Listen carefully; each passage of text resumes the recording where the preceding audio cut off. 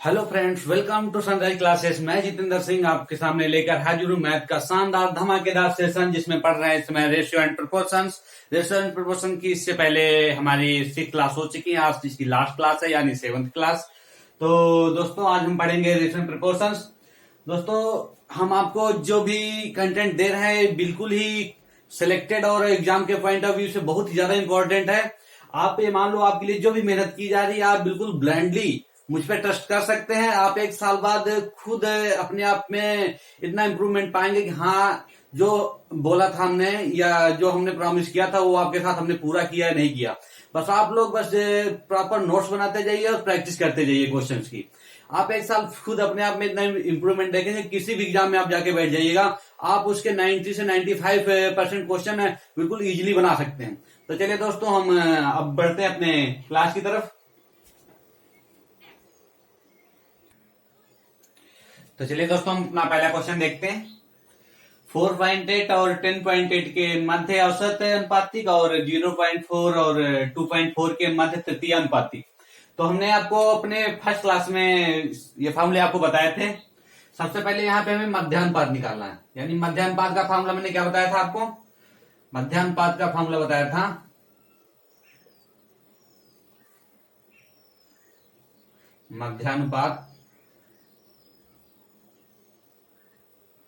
मध्यानुपात बताया था हमने आपको √AB, यानी कि एक ए हमारा ये है और बी हमारा ये है। तो रख पुट कर देंगे वैल्यू हम। ये हो जाएगा 4.8 इंटू 10.8 4.8 इंटू 10.8, यानी हम इन दोनों का मल्टीप्लाई कर लेंगे।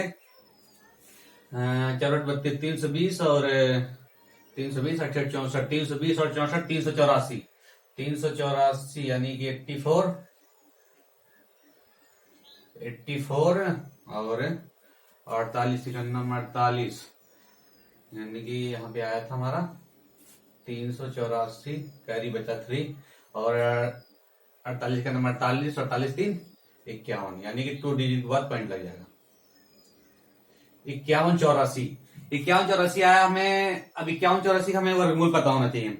तो हमें इजीली वर्गमूल कैसे निकाल सकते हैं? हमें पता है, जैसे कि हम पॉइंट को अगर ध्यान नहीं देंगे तो हमें ये पता है कि 51 84 लिखा हुआ है। अगर हम 50 पे जाएंगे सीधा सबसे पहले, तो 55 25 यानी कि 2500, तो अभी तो नहीं आ रहा। अगर 60 पे जाएंगे तो 36 यानी 36, तो अभी भी नहीं आ रहा। अब 70 पे जाएंगे 7 7 49, यानी कि 49 से ज्यादा है। और 80 पे जाएंगे 64, यानी कि 49 से ज्यादा है और 64 से कम है। अब 49 से ज्यादा 64 से कम है, तो लास्ट में जो डिजिट हमारी 4 दी हुई है, तो डिजिट 4 किस में आ सकती है? या तो जिस टेबल में लास्ट में 2 हो या फिर 8 हो। तो यानी कि यहाँ पे 7 से ऊपर या तो 72 हो सकता है या 78 हो सकता है। तो 72 या 78 होने के लिए हम ये किसके 70 के ज्यादा पास आ रहे हैं, 80 के ज्यादा पास आ रहे हैं। तो ये 7 7 49, यानी 70 से मात्र 2 ज्यादा है और 80 से काफी कम है। तो इसका मतलब ये पास वाला ही होगा, यानी कि ये जो है हमारा ये पास वाला होगा, यानी 72। इसका वर्गमूल हमें पता है 72 ही हो जाएगा ये। अब इसका पहले का तो वर्गमूल हमें पता चल चुका है, और दूसरे क्या करा? दूसरे निकालना हमें तृतीय अनुपातिक, यानी कि जो सेकंड वाले का तृतीय, थर्ड रेशियो हमारा। थर्ड रेशियो हमने क्या बताया था आपको?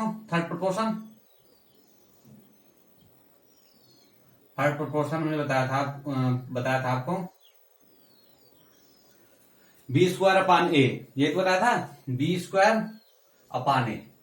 तो B यानी A हमारा इसमें ये दिया हुआ है और B दिया हुआ ये, तो B के स्क्वायर 2.2 2.4 इंटू 2.4 और अपान A की जो वैल्यू हो जाएगी 0.4। अब सबसे पहले हमारे ये पॉइंट तो कैंसिल हो गया और 4 6 24 यानी 6 बचा। अब मल्टीप्लाई कर लेंगे हम, तो 6 चौके 24 के 4, 6 चौके 24 के 4 आ जाएगा हमारा।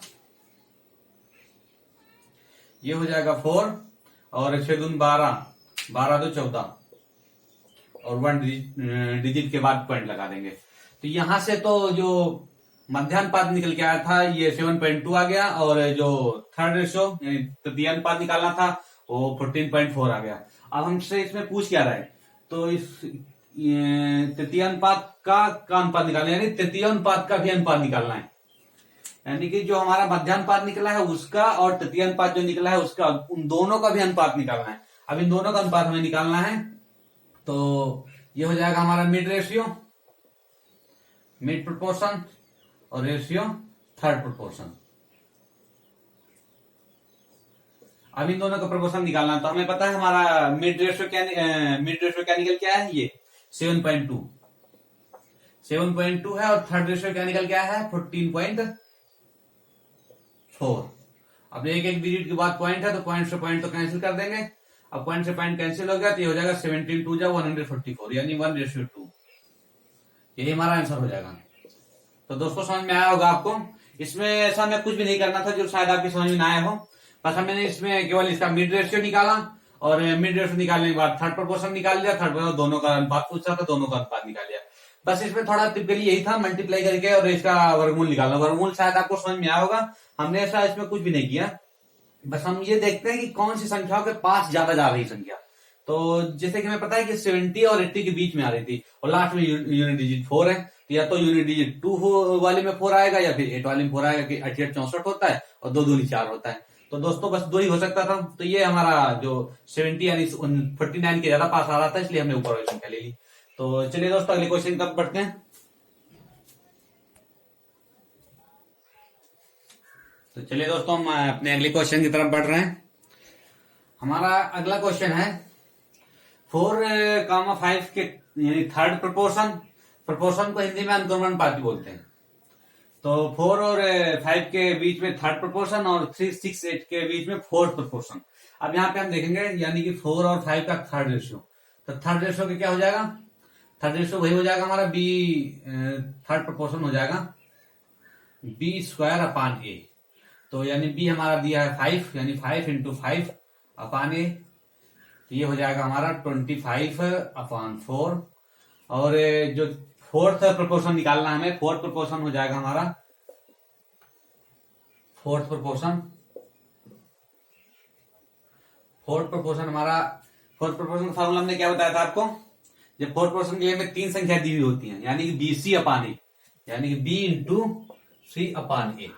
तो B × C यानी 6 × 18/3। तो कट कर देंगे, 3 2 जा 6, यानी कि 18 3 जा 36। ये हमें निकल के आ चुका है, जो थर्ड और फोर्थ रेशियो का प्रोपोर्शन निकल के आ चुका है। अब हमसे इसमें निकालने के लिए क्या पूछ रहा है, हमसे इसमें निकालने पूछ रहा है, यानी कि दोनों का अनुपात पूछ रहा है, यानी कि थर्ड रेशियो अनुपात और फोर्थ रेशियो, इन दोनों का अनुपात पूछ रहा है। तो अनुपात निकाल लेंगे हम, यानी कि 25/4 और ये आ जाएगा 36। अब रेशियो बराबर कर लेंगे, हम क्या करते हैं, हम बस संख्या के नीचे अपान में दिया हो तो ये कर लेंगे 25/4/36, यानी अपान में 36 है, तो ये इसी के साथ मल्टीप्लाई हो जाएगा 36। तो ये निकल के आ जाएगा हमारा, यानी 25 और ये मल्टीप्लाई हो जाएगा 144।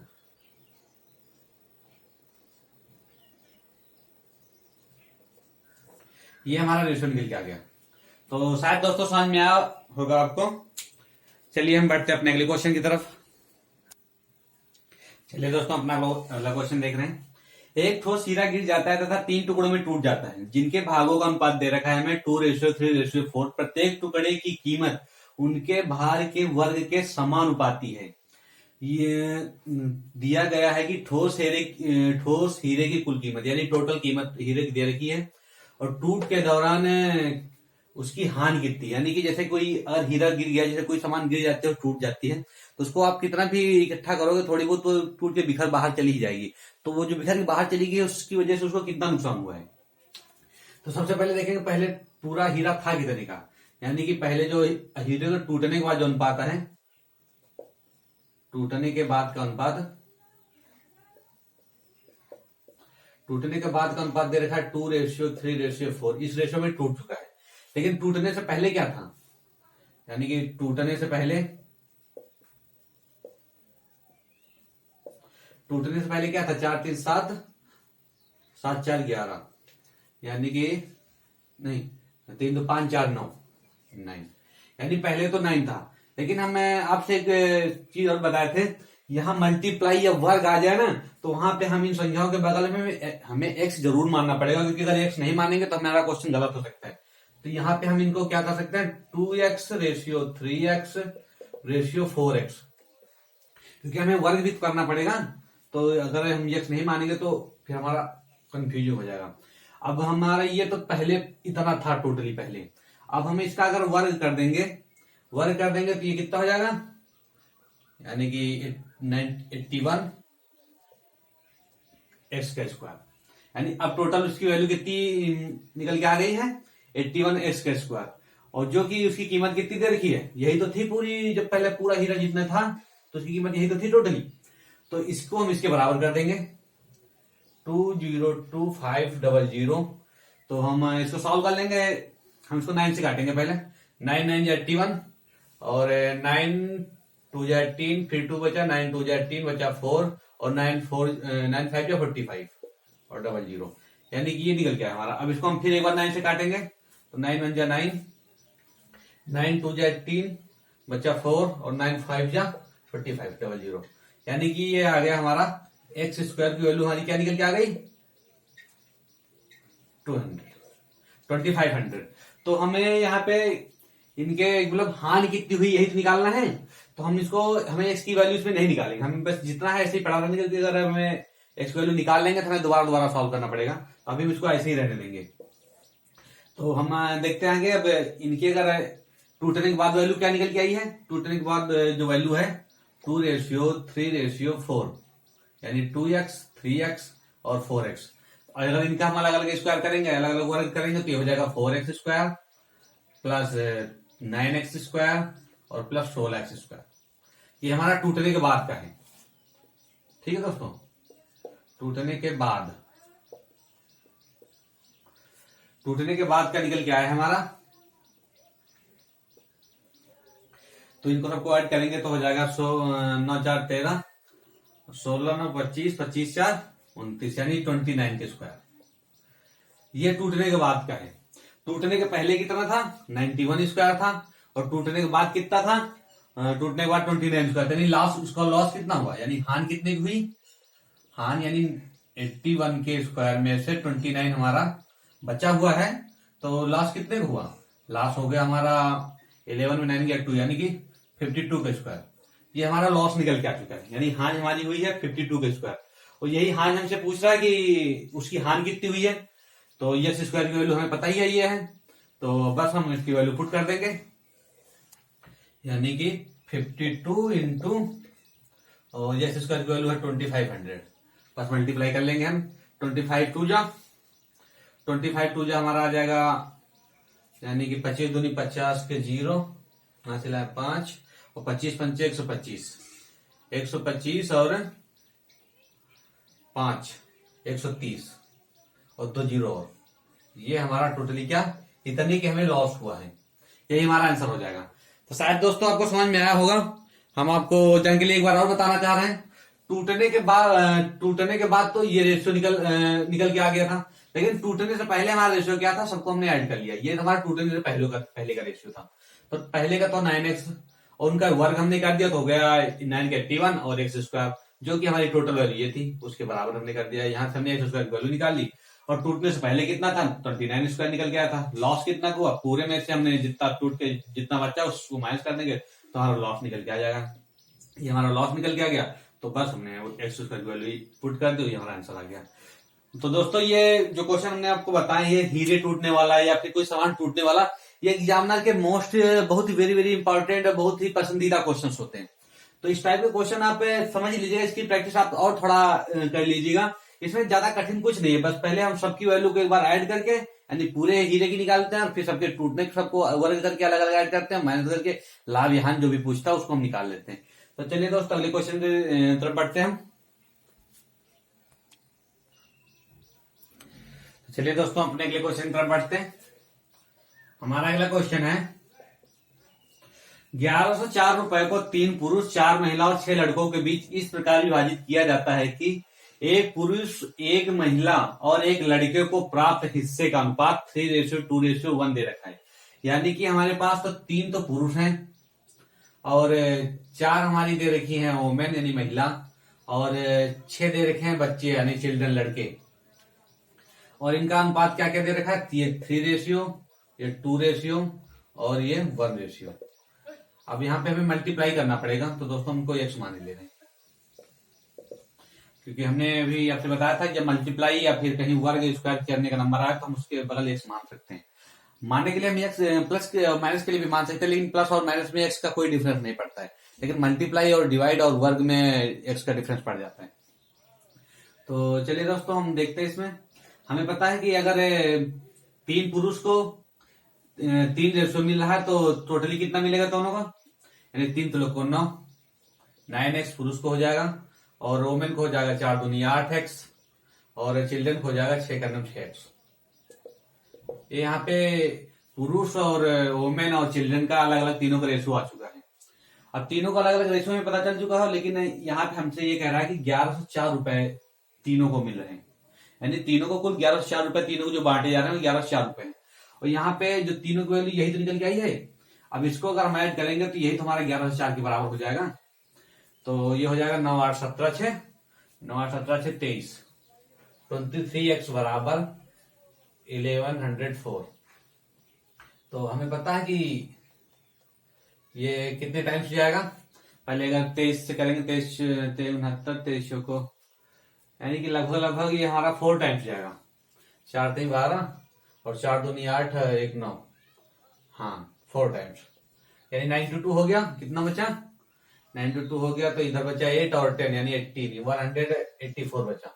अब ये हमारा कितने टाइम्स जाएगा, ये लगभग 2 6 तो लोग 18 6 24 8 लोग 24, यानी 8 2 16, लगभग 8 टाइम्स जा रहा है, यानी एक्स की वैल्यू हमारी आ जाएगी 48। सही दोस्तों, हमने इसको जब कट किया तो हमारा 48 आएगा एक्स की वैल्यू। और हमसे इसमें पूछ क्या रहा है, तो एक लड़के को प्राप्त हिस्से का अनुपात, एक लड़के को कितना प्राप्त हो रहा है, यही तो है लड़के का, तो 6x प्राप्त हो रहा है, तो 6 और इंटू एक्स की वैल्यू हमारी 48 आ चुकी है, मल्टीप्लाई कर देंगे, यानी कि 6 8 जा 48, यानी 48 का 8 कैरी 4 और 6 4 जा 24 28, यही हमारा आंसर हो जाएगा। तो सही दोस्तों, शायद आपको समझ में आया होगा, इसमें ऐसा कुछ नहीं था जो आपको शायद समझ में ना आए। तो चलिए हम बढ़ते अपने अगले क्वेश्चन की तरफ। आपको क्वेश्चन पसंद आ रहे हो और अगर आपको मेथड पसंद आ रहा हो तो ज्यादा से ज्यादा वीडियो को लाइक कीजिए और दोस्तों तक शेयर कीजिएगा। चलिए दोस्तों हम अगले क्वेश्चन की तरफ बढ़ रहे हैं। सही दोस्तों, 1 मिनट, इसमें थोड़ा मिस्टेक हुआ है। यहाँ पे ये जो दिया हुआ है ये है उसके हिस्से का अनुपात, यानी हिस्से का अनुपात हमारा ये दे रखा है, हिस्से का रेशियो ये है। तो यहां से हमें जो चिल्ड्रंस का रेशियो कितना है 1x ही तो है, तो यानी कि वैल्यू चिल्ड्रन का हमारा क्या हो जाएगा 1x,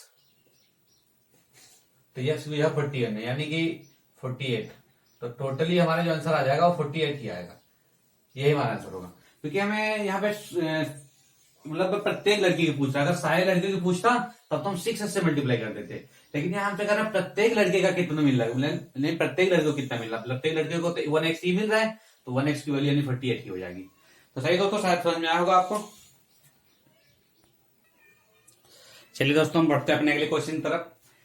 यदि x को 23 39 32 56 में से घटाया जाता है तो इस क्रम में प्राप्त संख्याएं का अनुपात x+4 और 3x+1 का मध्यानुपाती क्या होगा।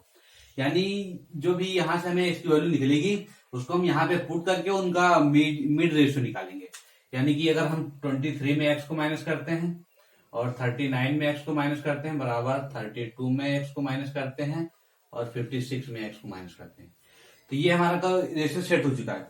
हम यहाँ से क्रॉस मल्टीप्लाई कर लेंगे, ये हो जाएगा 56 इंटू 23 माइनस 56 इंटू एक्स, फिर माइनस 23x और माइनस माइनस प्लस हो जाएगा एक्स स्क्वायर, और सेम इससे मल्टीप्लाई कर लेंगे तो यानी कि 39 इंटू 32 माइनस 39 इंटू एक्स, और